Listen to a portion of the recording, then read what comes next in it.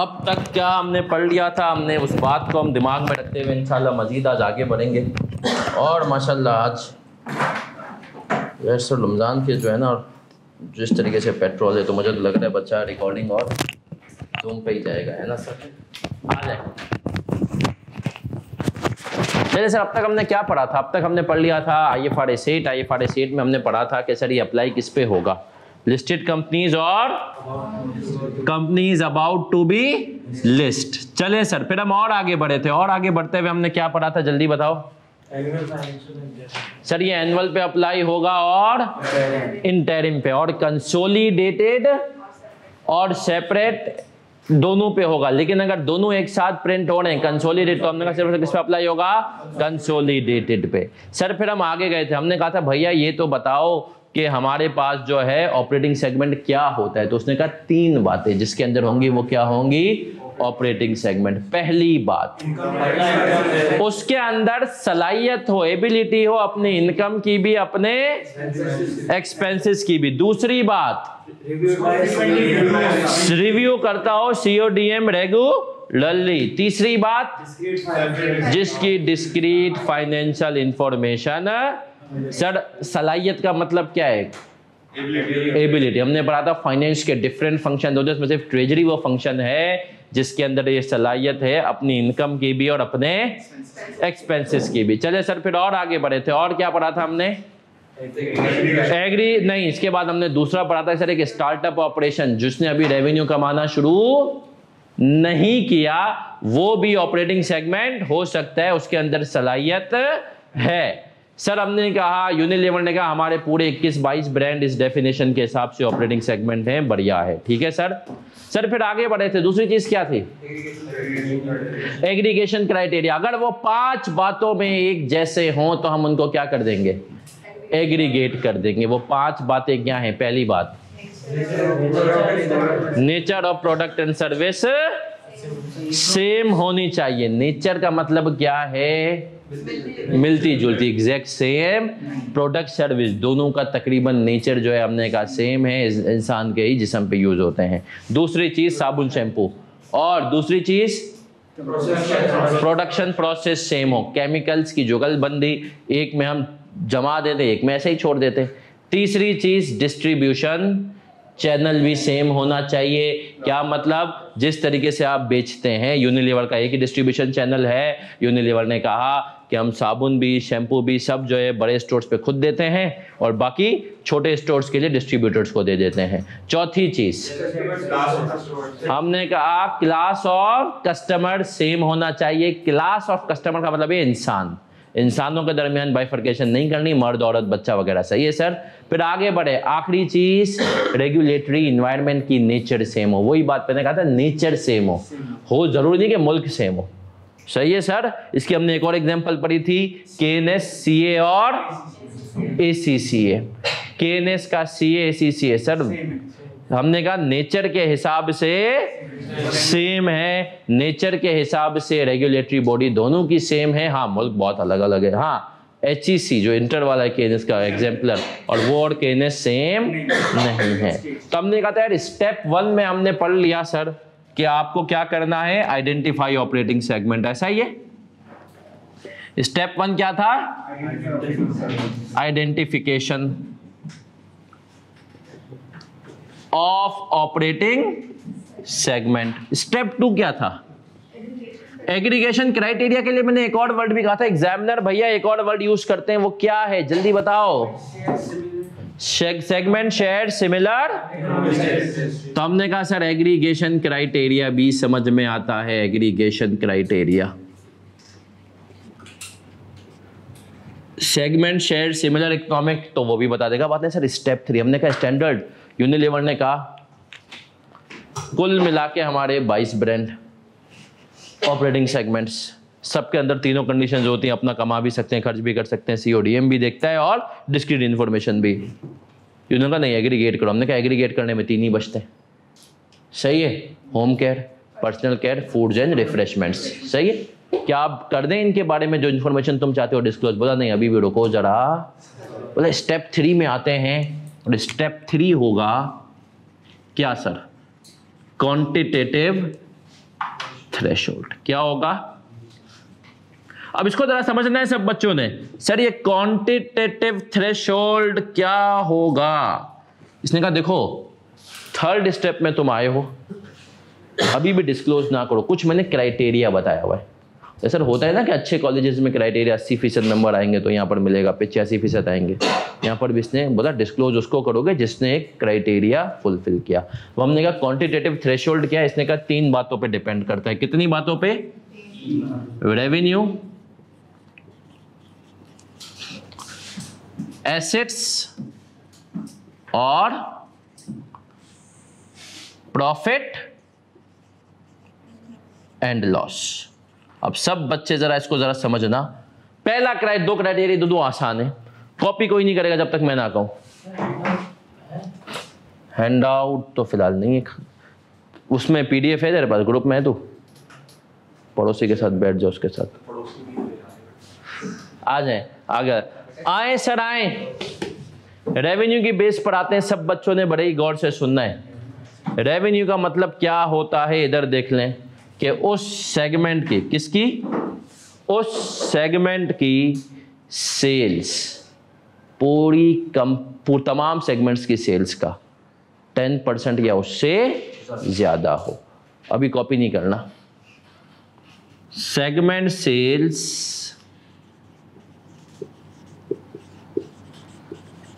is greater than or equal to 10% of total, मैं यहां पे लिख रहा हूं internal plus external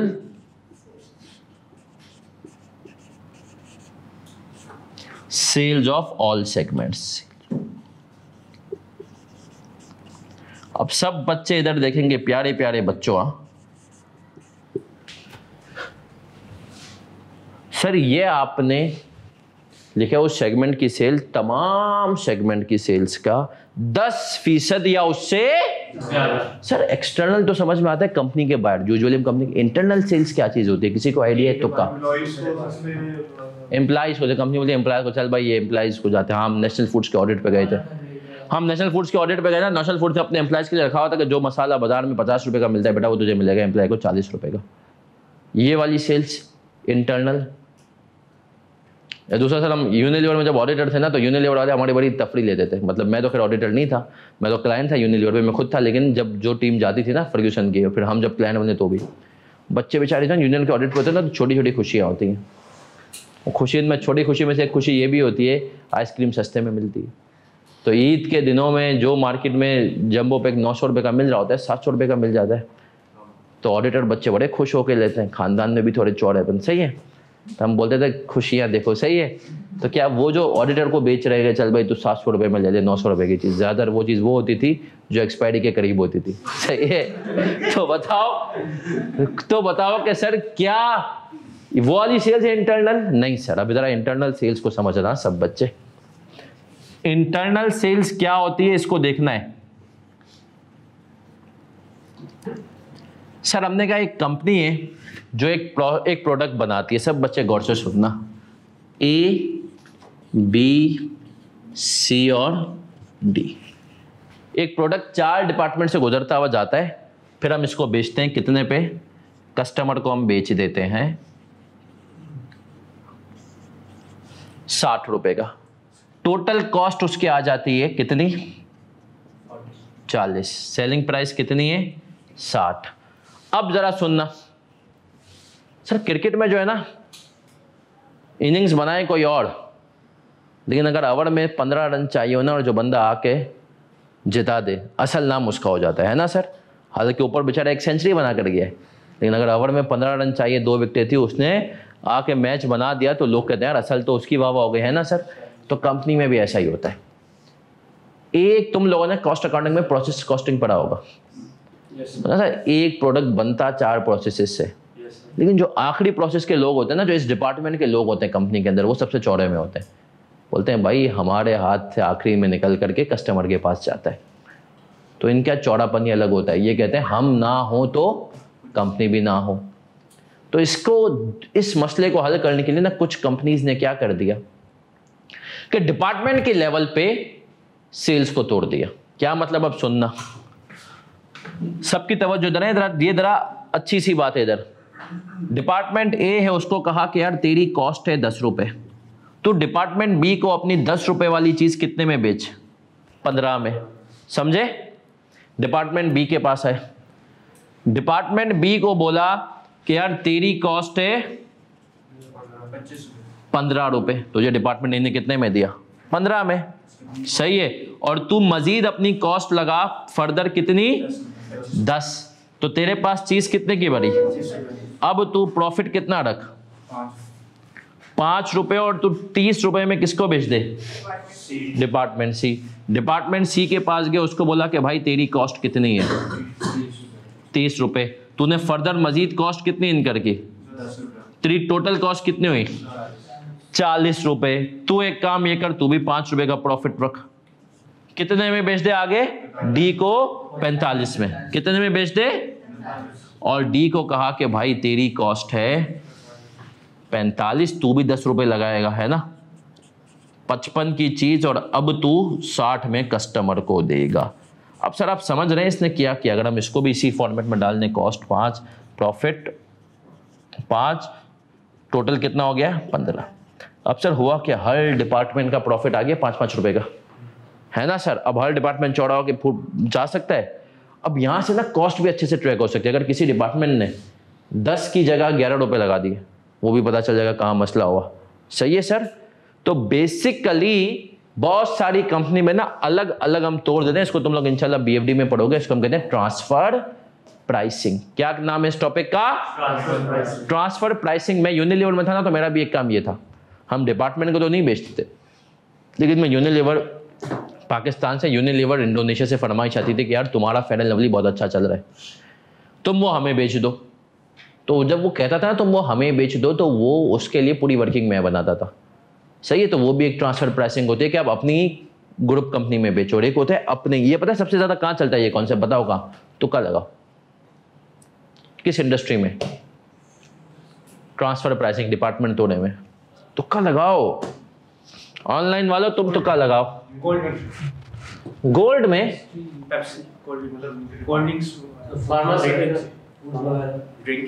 automobile engine एक डिवीजन बना रही है, सही है सर।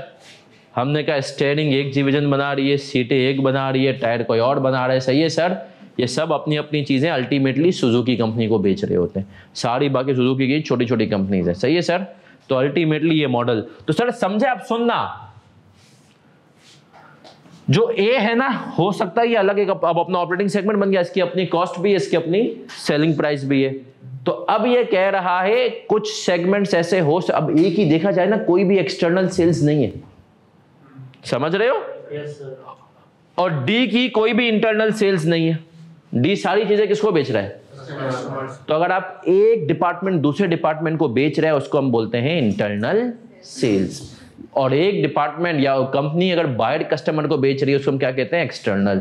तो इसने कहा यहां पर जो सेल्स की मैंने बात की ना, वो क्या होनी चाहिए, इंटरनल प्लस दोनों होनी चाहिए। इसका दोनों का 10% से ज्यादा या 10% हो।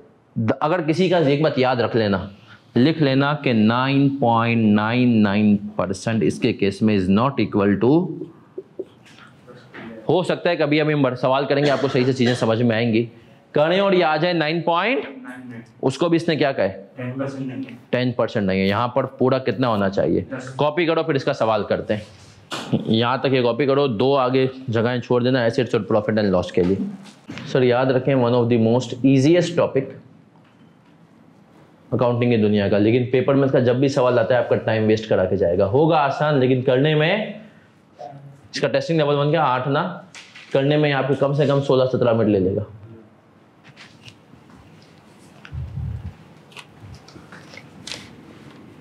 एक और चीज भी लिख ले जब भी आप कॉपी कर लें, types of question in IFRS 8। IFRS 8 के अंदर हमें पता तो हो सर, हर टॉपिक में करेंगे कितनी तरह के क्वेश्चन आ सकते हैं। तो 3 तरह के क्वेश्चन आ सकते हैं। पहला क्वेश्चन जो आएगा वो है आइडेंटिफिकेशन ऑफ रिपोर्टेबल सेगमेंट्स।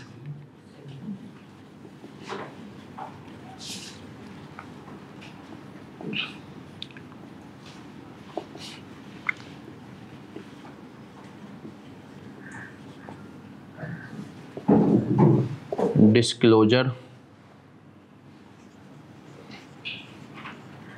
और तीसरा क्वेश्चन आएगा एरर्स इन डिस्क्लोजर। और सर मैं हर टॉपिक के साथ, सब बच्चे सुन ले, मैं हर टॉपिक के साथ ये भी बताऊंगा कौन सा टॉपिक किसके साथ मिल करके आ सकता है, ठीक है सर। तो इसके बारे में याद रखें, this can be tested with IS1। IS1 जिसको हम कहते हैं फाइनल अकाउंट्स। याद रखें सर, ये टॉपिक जो है ये फाइनल अकाउंट्स के साथ टेस्ट हो सकता है।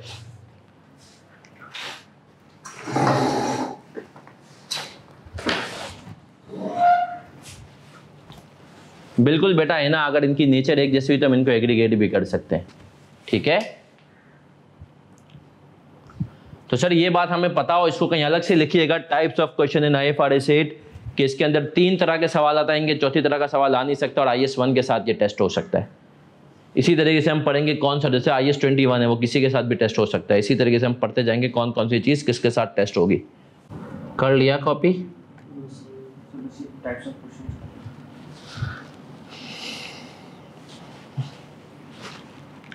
सर याद रखें, फिर रिपीट कर रहा हूँ, FAR2 में अगर तुम लोगों ने इंशाल्लाह क्लास के साथ साथ चले क्विज वीक दिया एंड में, तो ये FAR2 पास करना सबसे आसान हो जाएगा।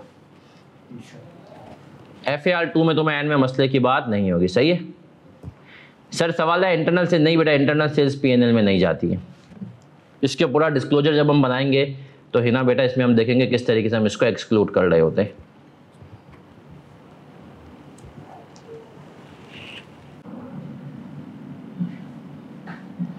सही है सर, फिर से रिपीट कर रहा हूँ, पहले होता था कंपनी ने कहा, डिपार्टमेंट डी कहता था हम 40 रुपए की चीज़ डायरेक्ट 60 रुपए में बेच देते, तो कंपनी ने कहा नहीं यार अब हम इसको अलग अलग कर देंगे ताकि हर डिपार्टमेंट का प्रॉफिट भी आ जाए, उसकी परफॉर्मेंस भी पता चले।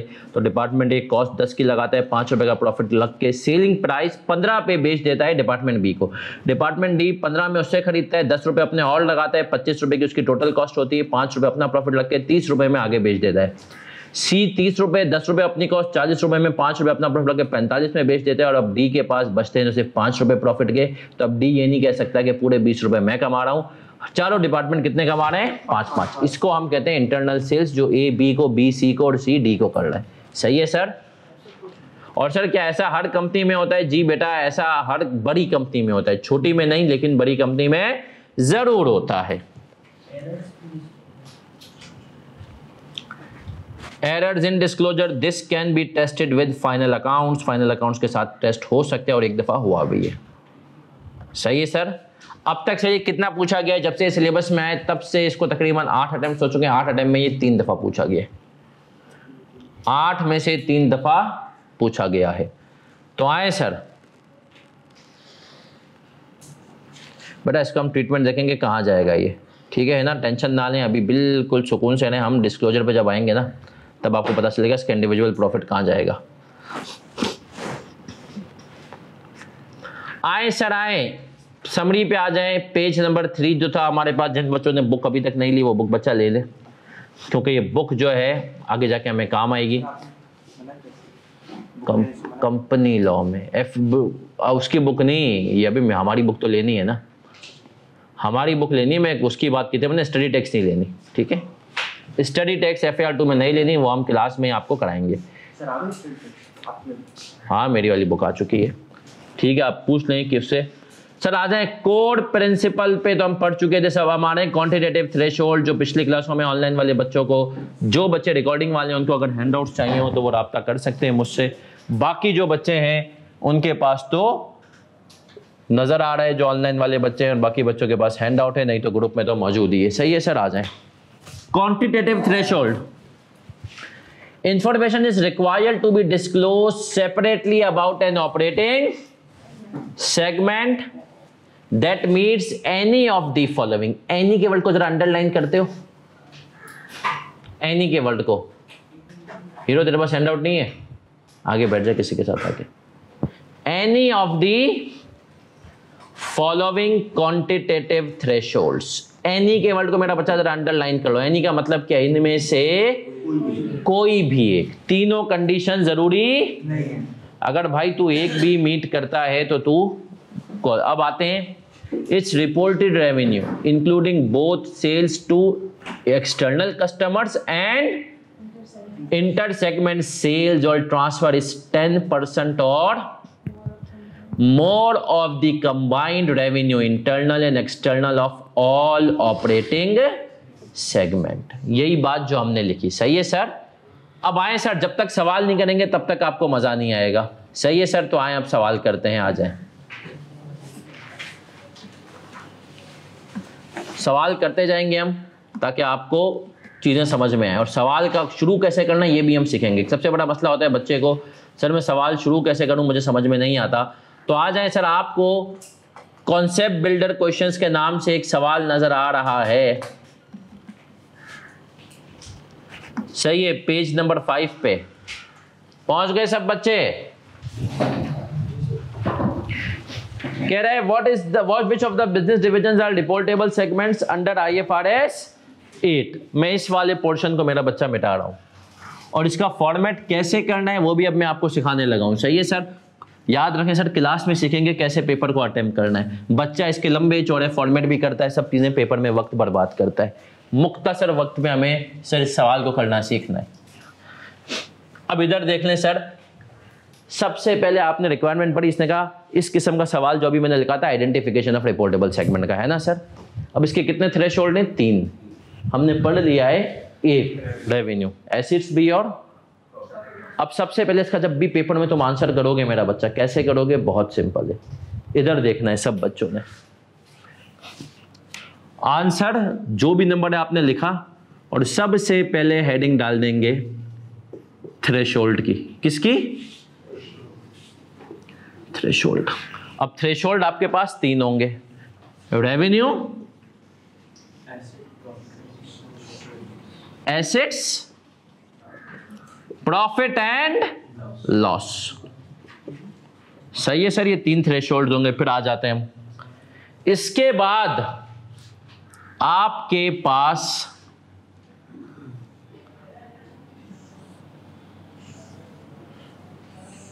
सेगमेंट्स को आपने लिखना है। सबकी तवज्जो देना, मुझे बताते जाए तो सेगमेंट्स कौन कौन से लिखे हुए आ रहे होंगे तुम्हारे पास ना। वुड और फर्नीचर, वनीर या वेनियर, और वेस्ट अदर्स, ऐसा ही है। अब सर हमने कहा हमारे पास कितने सेगमेंट आ रहे हैं, ये 5 आ रहे हैं। कॉपी कोई भी नहीं करेगा मेरा बच्चा, सब बोर्ड पे देखेंगे। जब तक मैं ना कहूं फॉर्मेट बनाना, आंसर को कैसे मुख्तसर वर्क में करना, ये सही है। हमने कहा ये हमने लिख दिया इनका, हम इसके लिए मार्कर अलग यूज कर लेते हैं। रेवेन्यू, ये एसेट्स, और ये प्रॉफिट एंड लॉस। और यहां पर हम लिखेंगे रिपोर्टेबल नहीं, ऑन दी बेसिस ऑफ, किसकी बेस पर ये रिपोर्टेबल है, से रेवेन्यू की बेस पे, एसेट की बेस पे, ठीक है सर। अभी कॉपी कोई भी बच्चा नहीं करेगा। सर मुझे बताएं total revenue internal plus external इस सवाल में कितना है मेरा बच्चा, सब बच्चे बताएंगे। 650। कितना है सर, 650 नहीं, ये तो एक्सटर्नल है। 698। और अगर आप देखें इंटर सेगमेंट रेवेन्यू कितना है, 48। तो टोटल रेवेन्यू कितना हो गया, 698, सही है सर। तब आप मुझे बताएं 698 का 10% कितना होगा, 69.8। तो इसका मतलब ये है 69.8 is the threshold for revenue. अब जिस सेगमेंट की टोटल सेल्स 69.8 या उससे, वो रिपोर्टेबल बन जाएगा, सही है सर। अब जरा मुझे टोटल सेल्स बताते जाओ। वुड की कितनी है, 220 प्लस 38, 258, ऐसा ही है सर। इसकी भी 258, फर्नीचर की भी ना 60।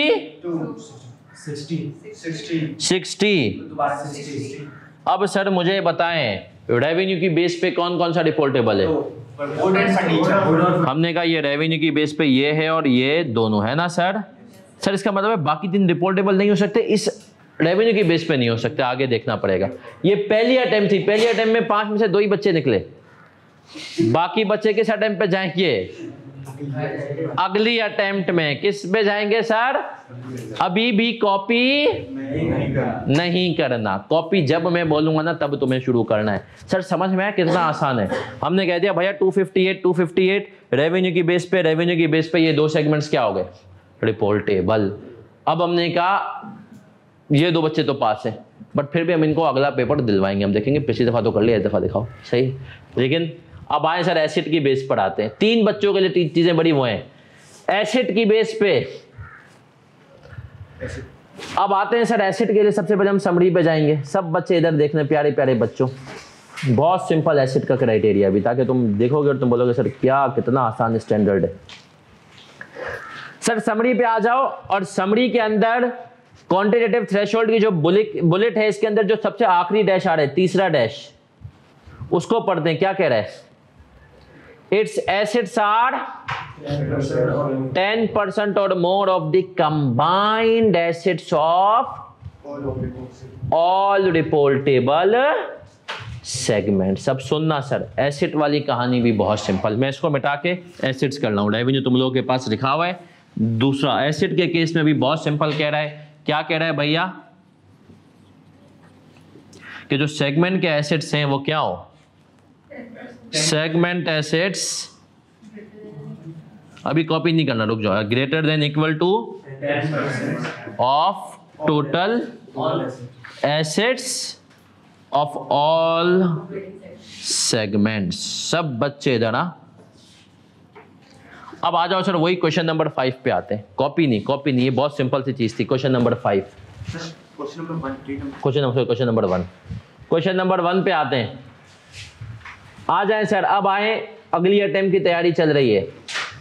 अगली अटेम्प्ट में आए, एसिड्स के ऊपर हम आते हैं। तो टोटल एसिड 10,200 के हैं। तो इसको थ्रेशोल्ड में लिख लें। 10,200 का 200 का कितने परसेंट? कितना हो गया?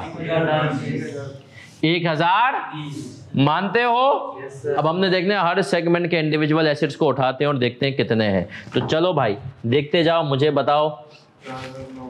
4,900, 4,100, 200, 400 और 4,900, 100।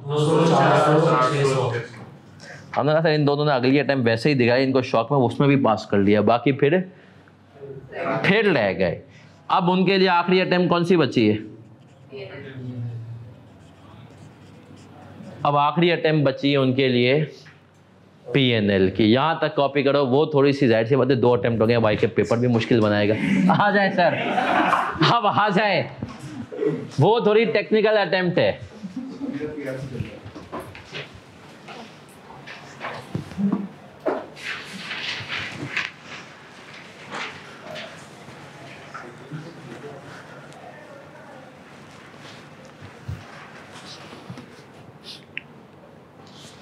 आज आप इसमें इंशाल्लाह चीते होके जाएंगे। आज की क्लास के बाद 60% ये स्टैंडर्ड खत्म हो जाएगा। पता है कितने लोगों को लगता है कि उनकी अंग्रेजी अच्छी है कोई? ओके,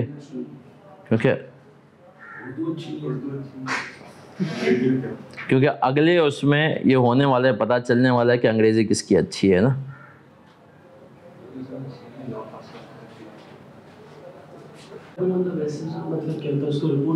रिपोर्ट करेंगे, डिस्क्लोजर बनाएंगे इसका अलग से। अब क्या होगा वो अभी डिस्क्लोजर पे अभी हमें आना है।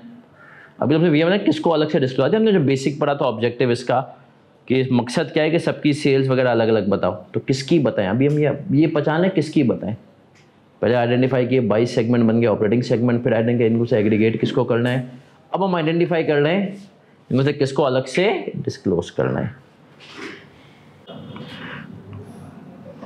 चलें सर बढ़ते हैं आगे, ठीक है।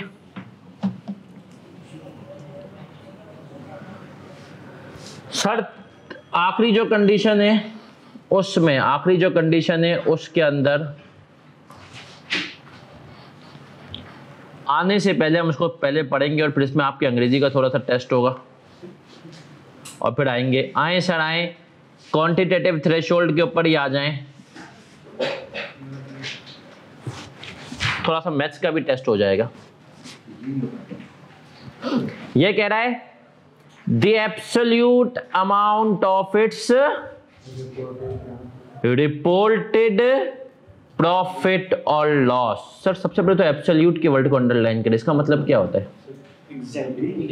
एग्जैक्ट। एब्सोल्यूट मतलब exact, exact ways clear okay. Absolute amount of its profit or loss is 10% or more of the greater in absolute amount of the combined reported profit of all operating segments that did not report a loss and the combined reported loss of all segments that reported a loss। चक्कर आने लगे? कहना क्या चाहते हैं ना भाई? एक दफा फिर से पढ़ो, एक दफा फिर से पढ़ो, पढ़ो। एब्सोल्यूट का मतलब एक मैथ्स का मतलब होता है, पता है तुम्हें? साइन को इग्नोर किया जाए। एब्सोल्यूट का मतलब क्या होता है? साइन को इग्नोर कर दो, चाहे पॉजिटिव हो नेगेटिव हो, उसको पॉजिटिव लिखो, सही है? तो एब्सोल्यूट का मतलब वही है। अब आओ सर इसको जरा समझने के लिए, तुम सबने पढ़ लिया एक दफा, फिर से तो हम एक सवाल करेंगे ना, छोटी सी एग्जांपल, तो आपको समझ में आएगा। ये क्या कह रहा है? ये बस ये एक ही टेक्निकल बात थी, पूरे स्टैंडर्ड में आ जाओ। अब आए सर आए, मैं आपको इसके ऊपर सवाल की तरफ लेकर के जा रहा हूं, सब बच्चे आएंगे। क्वेश्चन नंबर 3 पे आ जाएं। सर अभी क्वेश्चन नंबर 1 तो पूरा हुआ नहीं, क्वेश्चन नंबर 3 हैंडआउट में ही पूरा हो जाएगा, टेंशन ना लें। Page number 6 question number 3। Ahmed question number 3।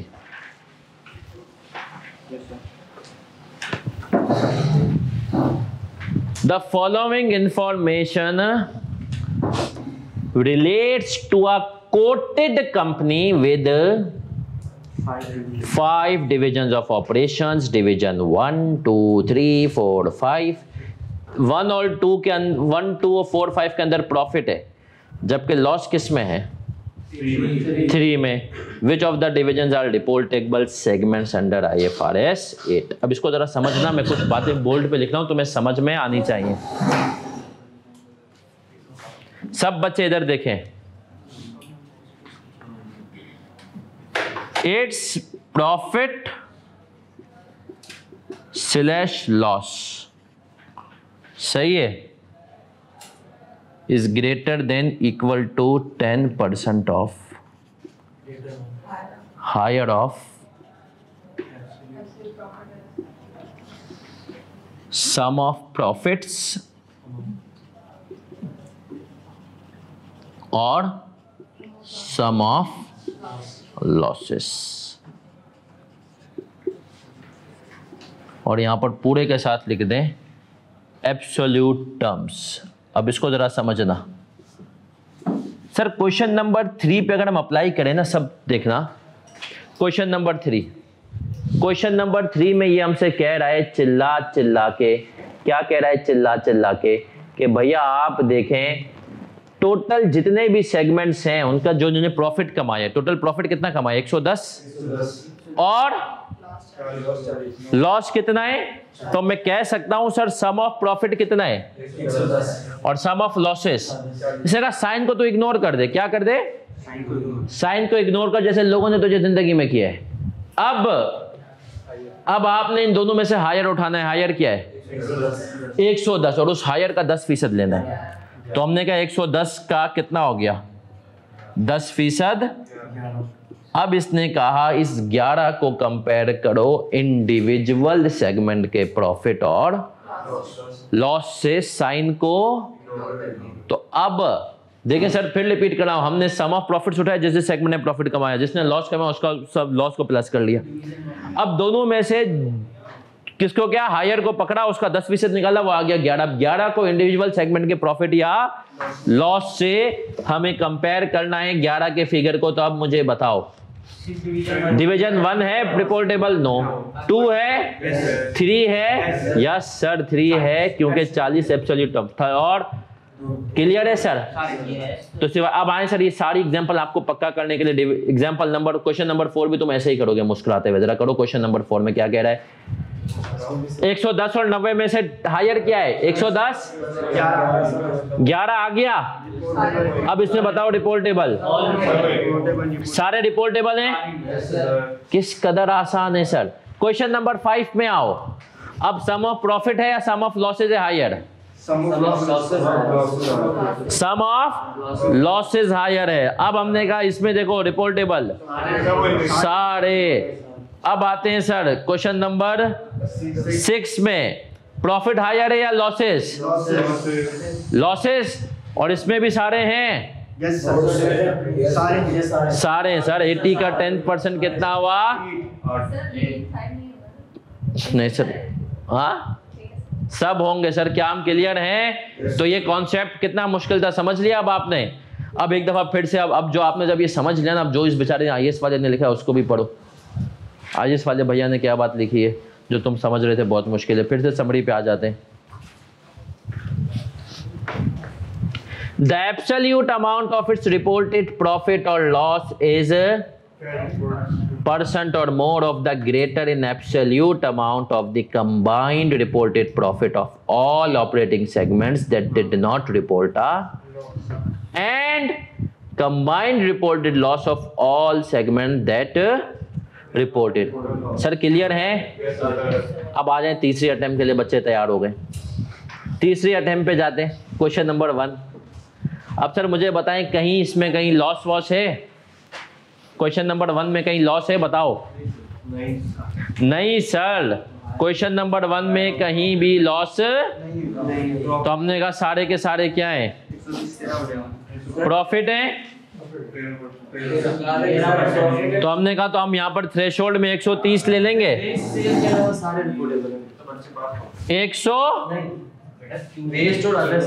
130 का कितने फीसद? कितना हुआ? अब आपको देखना है इसका प्रॉफिट कितना है। 54, 45, 9-10 के अलावा सारे सर ये तीनों बेचारे फिर अब तो डिस्क्वालिफिकेशन आ गई है ना। Not reportable. NR मतलब क्या है सर? अब तो आ गई डिस्क्वालिफिकेशन। तीनों में से अगर एक में भी आ रहा है तो उसको रिपोर्टेबल कैसे? तीनों में से एक में भी आ जाएगा तो वुड और फर्नीचर तो पहली अटेम्प्ट में ही पास हो गए थे, हम तो उनको वैसे ही बिठा रहे थे। हमने कहा देख लो ये वेब पास हुए जा रहे, और बाकी 3 पास ही नहीं हो रहे। सर ये कॉपी कर लें, फिर अगला सवाल करते हैं। तो सर आसान है ना ये?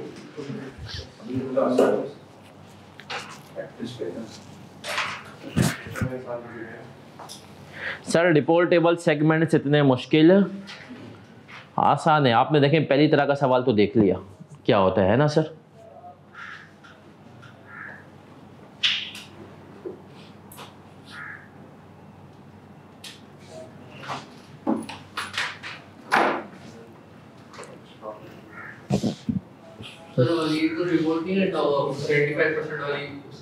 अभी रुक जाए, वो 75 पे आए कहाँ हैं? अभी आएंगे।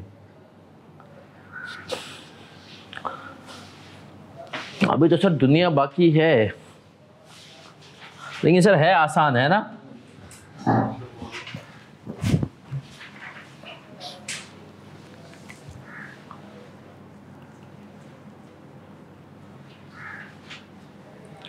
फिर ICAP का जो डिस्क्वालिफिकेशन वाली चीज़ चल रही है, इसके ऊपर क्या वो है, हम टीचर्स को पूरी उम्मीद है। जैसे आपको पता होगा बहुत सारे बच्चों के लिए जिनका मार्च 2022 से पहले 4 या उससे कम पेपर लेते थे, तो उनके पास ये सितंबर 23 आखिरी अटेम्प्ट है अब तक के कानून के हिसाब से।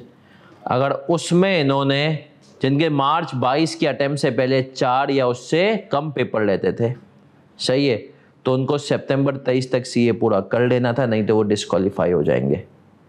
लेकिन अब जो है ना, ये अब तक का रूल है, लेकिन एक्सपेक्टेड है कि अब जिसके सिर्फ 2 पेपर रहते होंगे ना, उनमें से 4 में से उसने 2 निकाल लिए, 3 में से 1 निकाल लिया, अब उन 2 पेपर वालों को एक्सपेक्टेड है, अभी तक कंफर्म नहीं है, लेकिन हमें उम्मीद पूरी है इंशाल्लाह 2 अटेम्प्ट इजाफी मिल जाएंगी। उसके बाद टाटा, मतलब जिसके 4 पेपर लेते हैं और उसके पास ये आखिरी अटेम्प्ट थी और उसने अभी 4 पेपर दिए मार्च 23 में, उसको 2 पेपर निकालना, इसमें 2 और अगली में 2 निकाल लिया, कम से कम दोनों को मिला के 2 और निकाल ले सितंबर 23 में। सर आईकेप ऐसा क्यों करता है? हमने आईकेप से बहुत ज़्यादा सवाल पूछा। आईकेप ने कहा यार बच्चे कैजुअली लेते थे, सीए में एनरोल होकर गायब हो जाते हैं, इधर उधर चले जाते हैं, कभी दिल चाहता है पेपर, तो हम चाहते हैं सीरियस बच्चा सीए में है।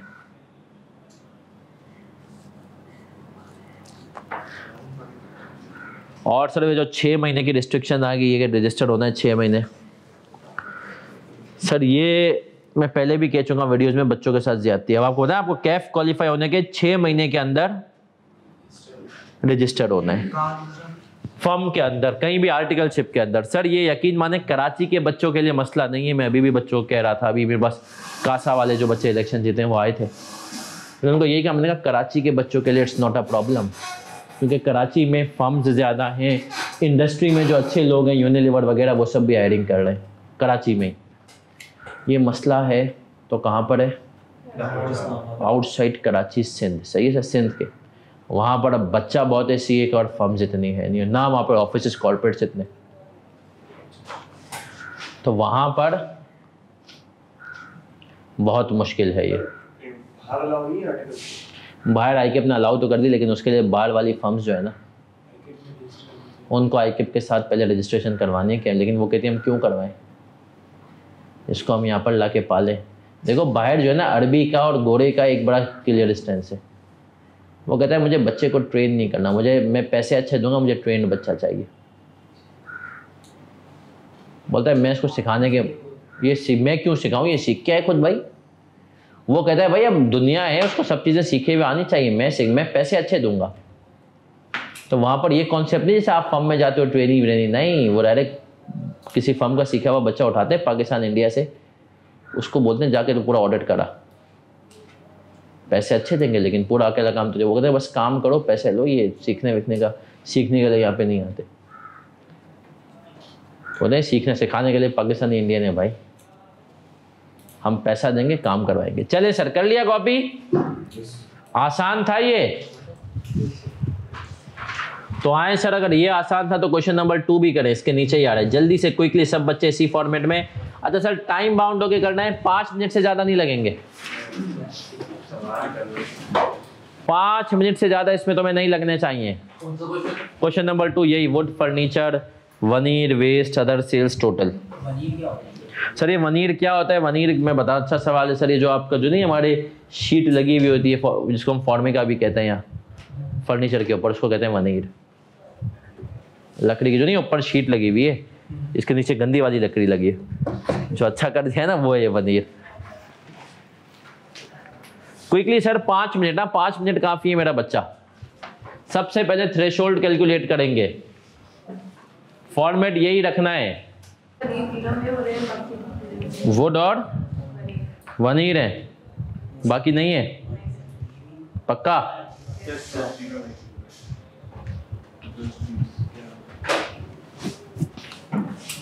चलें सर जरा मुझे बताते हैं रेवेन्यू की बेस पर क्या पोजीशन है। टोटल रेवेन्यू हमारे पास कितना हो गया? 638। टोटल रेवेन्यू कितना है? 638 का कितने परसेंट? 63.8। सही है सर। आगे आते हैं, 10,200 का 10% कितना हुआ? 10-20। प्रॉफिट और लॉस, कहीं क्या लॉस है क्या? नहीं सर, सारे प्रॉफिट वाले नहीं है, 120 का प्रॉफिट है ना, तो 120 का 10% कितना हुआ?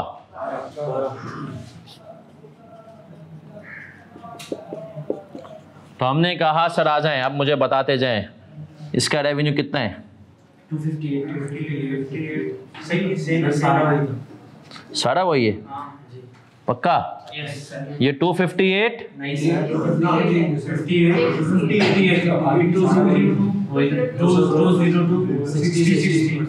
60 ऐसा ही है सर। अब मुझे बताएं रेवेन्यू की बेस पे कौन बच्चा पास हुआ? वुड और हमने कहा भैया रेवेन्यू की बेस पर ये बच्चा पास हो गया। एसिड पे आ रहे हैं रुक जा। और हमने कहा रेवेन्यू ऐसा ही है। चलें सर, इसके 4900 ही है, इन दोनों में ऊपर नीचे हो गया है। ये 200 और ये 400 और 600 ही है। तो हमने कहा सर एसिड की बेस पर 1020, ये तो ऑलरेडी हुआ था, ये फिर पास हो गया। और अब हम आते हैं, ये हुआ, ये हो गया, ये हुआ ऐसे, और बस आए सर प्रॉफिट एंड लॉस 12। अच्छा ये बताओ इसका कितना है? 54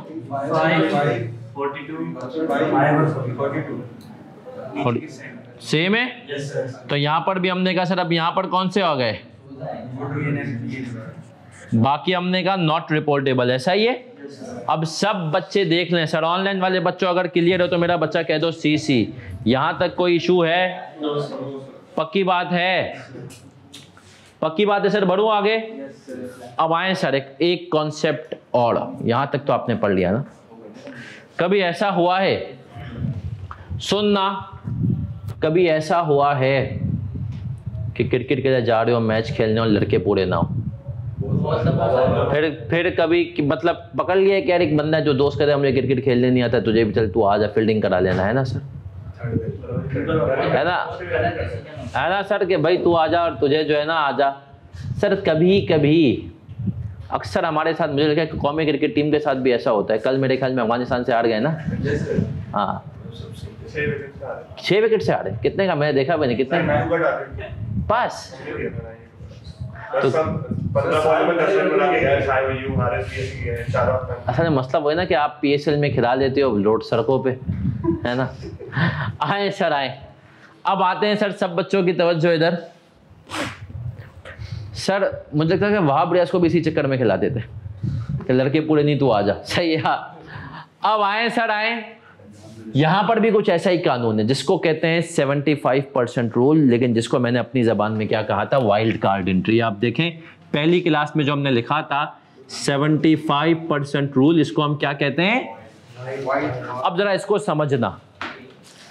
स्टैंडर्ड ने बोला कि देख भाई इससे जो है ना जो भी आंसर निकल करके आ रहे थे, यहां पे तो बस वुड और वनीर आ रहा है, इनके ऊपर अब तुम्हें अलग से डिस्क्लोजर देने, इनके बारे में तुम्हें अलग से चीजें बतानी है, ठीक है। स्टैंडर्ड भैया हमसे ये बोले, बट स्टैंडर्ड ने कहा कि यार तुम शेयर होल्डर को जिनके बारे में अलग से डिटेल्स दो, वो कम से कम कंपनी की टोटल सेल्स में 75% तो कंट्रीब्यूट करने चाहिए।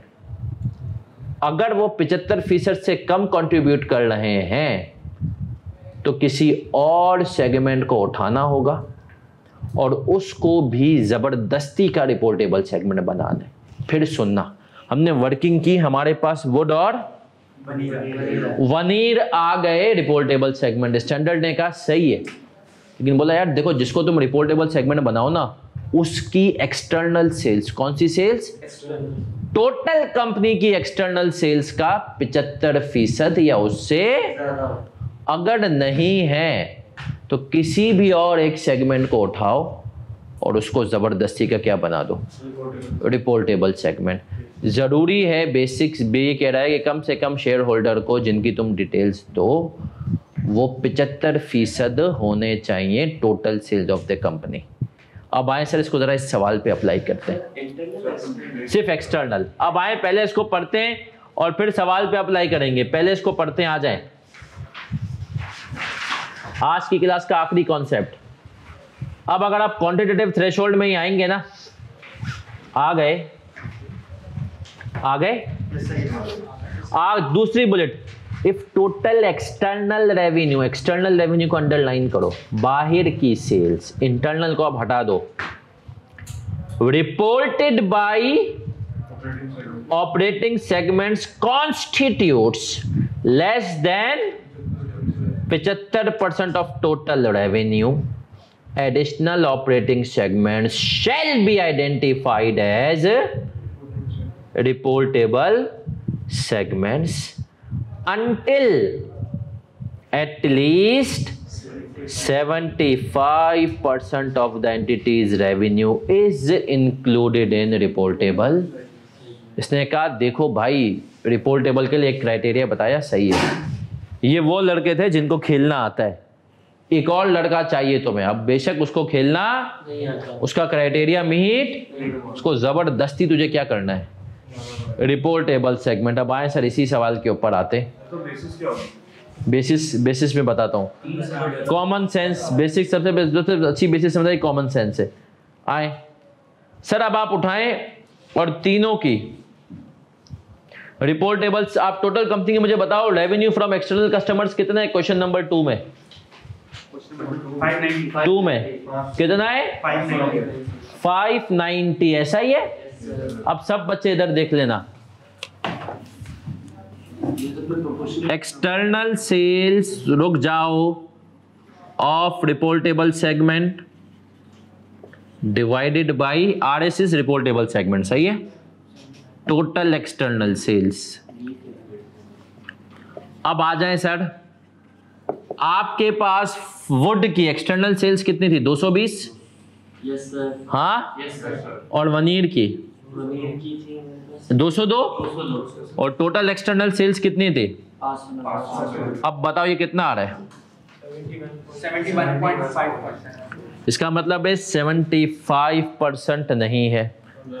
अब आपने बचे हुए 3 में से किसी एक को पकड़ना है और जबरदस्ती का रिपोर्टेबल फर्नीचर वेस्ट। और अब किस, इसका जो सवाल था सर किस बेस पे बनाएं, स्टैंडर्ड यहाँ पे खामोश है।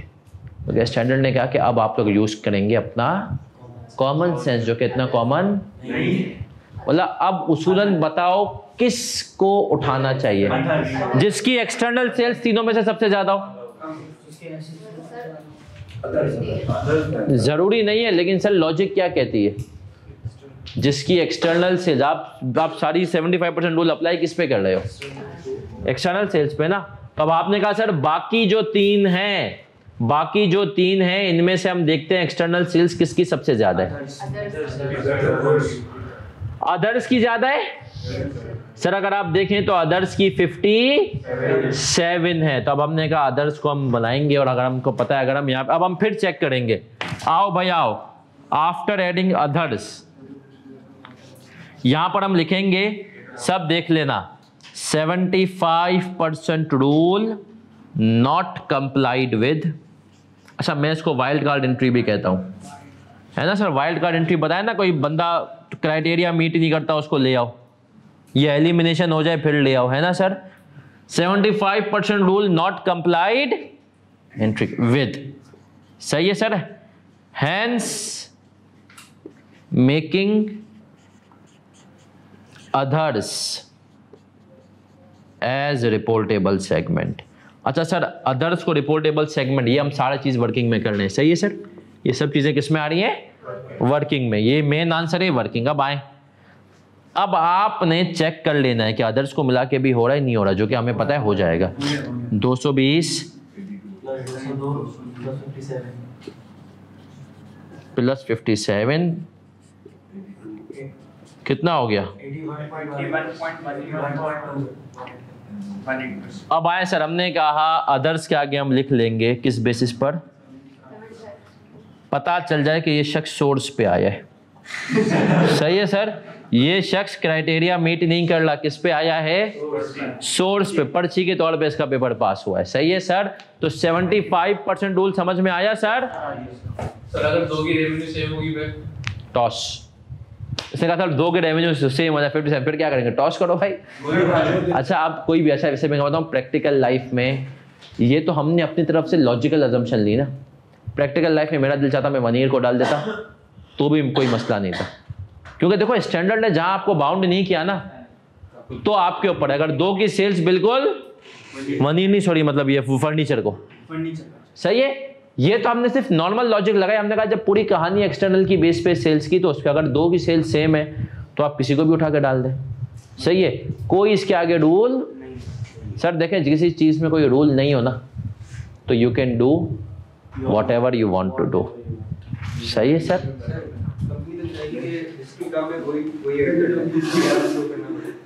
सर ये शख्स का सवाल है प्रैक्टिकली, सर कंपनी तो चाहेगी जिसकी कम उसी को ऐड करें। बिल्कुल बेटा, कंपनी चाहती है कम से कम शेयर होल्डर को बताएं।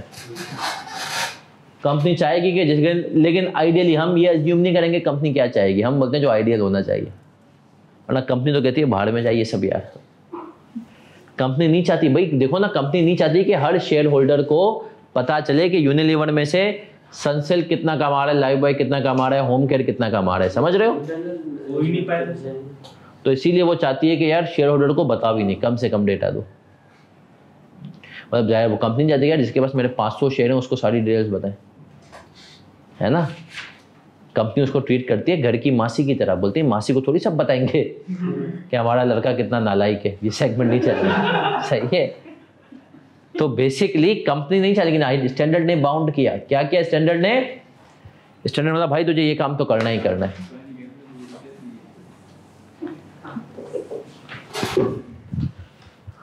तो सर ये चीजें हैं इजी।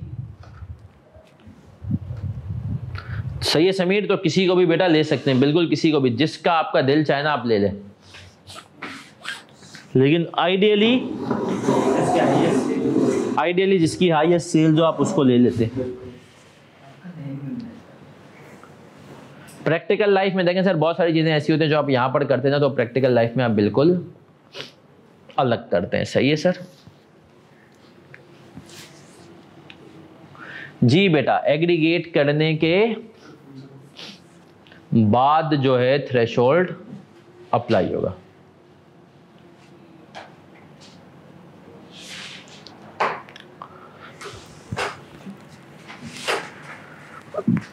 सर 74.99 तो लगा 75 सर सवाल आएगा सर 75 में 74.9 तो अप्रोक्सीमेट कर लें। नहीं, पूरा 70 राउंडिंग ऑफ की कहानी यहाँ पर।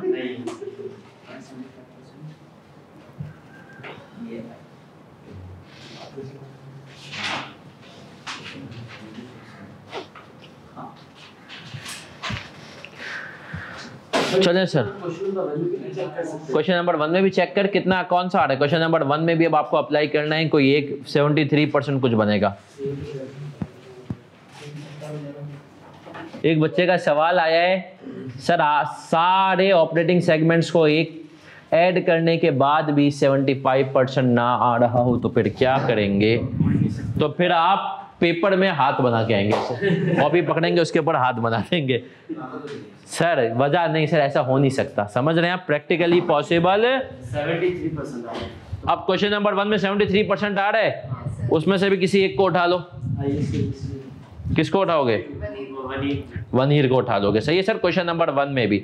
अच्छा सर, अब ऐसे तो आपको ऑफ नहीं करने देंगे कि एक छोटा सा सवाल होमवर्क भी देंगे, फिर स्टोरी टाइम पे आएंगे। होमवर्क के तौर पे जो आपका सवाल है सर, होमवर्क के तौर पे मैं आपको 2 सवाल दे रहा हूं, क्वेश्चन नंबर 8 और क्वेश्चन नंबर 9। क्वेश्चन नंबर 8 और क्वेश्चन नंबर 9 ये सवाल अगली क्लास में हम करेंगे डिस्कस। ठीक है अब्दुल्ला बेटा? और question number 9 sir quickly revise करते हैं आज की क्लास में जो हमने पढ़ा। अच्छा अगली क्लास, अब सर देखें अगले हफ्ते से टाइम टेबल में बिल्कुल कर रहा हूँ सेट। 3 दिन क्लास सही है, इसके बाद वाले हफ्ते में 4 दिन भी कर दूंगा, लेकिन अगले हफ्ते में 3 दिन, जुमेरात जुम्मा हफ्ता लगातार। सही है सर। अब अगली क्लास हमारी आज हुई है सैटरडे को, तो अगली क्लास कब होगी? नेक्स्ट जुमेरात को दोपहर का ही टाइम होगा। देखो मैं दोपहर का टाइम यार इकरा बता देगी 10-15 मिनट ऊपर लगेगी, वैसे आइडियली ये टाइम, बल्कि नहीं 2 से नहीं होगा, ये टाइम होगा आपका 3 से, मेरे ख्याल में 3 से लेकर 4:30 का टाइम होगा। सही है। तो ये टाइम 3 से होगा 4:30 या 2:45 3 से, उससे पहले आपकी MFA की क्लास होगी। कंपनी लॉ बाद में रखेंगे 4:30 से 5:30। सही है सर। कंपनी लॉ की क्लास इसके फौरन बाद। चले सर क्विकली रिवाइज करता हूं आज की क्लास में जो हमने बातें पढ़ी ना, उनको एक दफा क्विकली रिवाइज और समराइज करता हूं। क्या बातें पढ़ी सर आज की क्लास में? सबसे पहले शुरू से आते हैं। हमने पढ़ा था step 1 identification of operating segment, उसमें कितनी बातें देखनी है? तीनों एंड वाली हैं। उसके अंदर सलाही हो तो अपने रेवेन्यू और दूसरी बात CODM, chief operating decision maker, जो कि बेसिकली BOD होती है, उसको रेगुलरली रिव्यू करता हो उसके रिजल्ट्स को। तीसरी चीज डिस्क्रीट फाइनेंशियल इंफॉर्मेशन हो, अलग अलग अकाउंट्स हो। फिर आगे बढ़े थे, हमने कहा था ये 3 बातें हुई ऑपरेटिंग सेगमेंट। फिर क्या करें, तो हमें कहा गया कि इनको एग्रीगेट कर दो। एग्रीगेट करने के लिए 5 बातों में एक जैसे होने चाहिए। Nature of product and service एक हो, दूसरा प्रोडक्शन प्रोसेस सेम हो, तीसरा टाइप और क्लास ऑफ कस्टमर सेम हो, चौथा हमने कहा कि जो है इसके ऊपर डिस्ट्रीब्यूशन चैनल सेम और 5वां रेगुलेटरी एनवायरनमेंट सेम है। तो सेम यूनिलीवर ने कहा 22 को हमने 3 में कर दिया, रिपोर्ट कर दें। बोला नहीं, क्वांटिटेटिव थ्रेशोल्ड जो आज की क्लास में पढ़ा, उस सेगमेंट के टोटल रेवेन्यू इंटरनल प्लस 10% या उससे ज्यादा हो तमाम सेगमेंट्स के रेवेन्यू का। सही है सर। फिर हमने कहा दूसरी चीज एसेट, उसके assets total assets of all segments के क्या हो, 10% से ज्यादा हो। तीसरी चीज प्रॉफिट और लॉस का सम करो, दोनों में से जो भी हायर आए उसको इंडिविजुअल सेगमेंट के प्रॉफिट या लॉस से कंपेयर करो, साइन को इग्नोर करके। सही है सर। सर फिर हम और आगे बढ़े, और आगे बढ़ते हुए हमने क्या पढ़ा?